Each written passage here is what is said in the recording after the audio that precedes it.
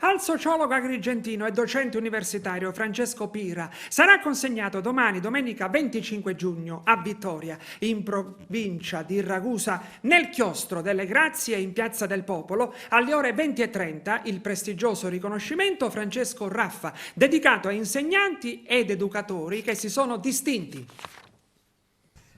Siamo in un momento di grande emergenza educativa e ricevere un riconoscimento per la ricerca sul mondo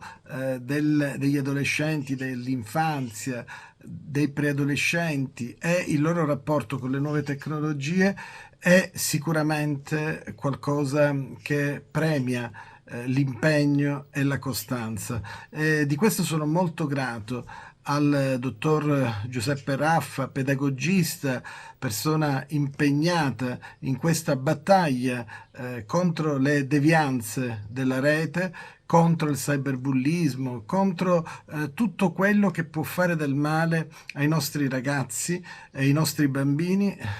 mi rende particolarmente felice. Quindi sono contento di ritirare questo riconoscimento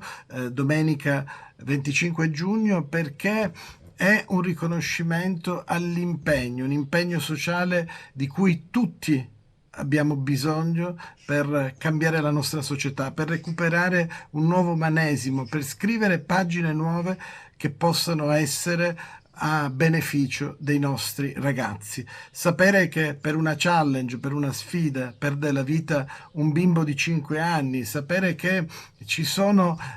situazioni incredibili e indescrivibili che accadono sulla rete ogni giorno, sapere che i reati legati alle devianze sulla rete sono aumentati a dismisura, tutto questo ci spinge a continuare la ricerca, a continuare questa battaglia, a incontrare i ragazzi, a incontrare le famiglie, a lavorare tutti insieme per mettere a disposizione tutto quello che riusciamo a sapere dalla ricerca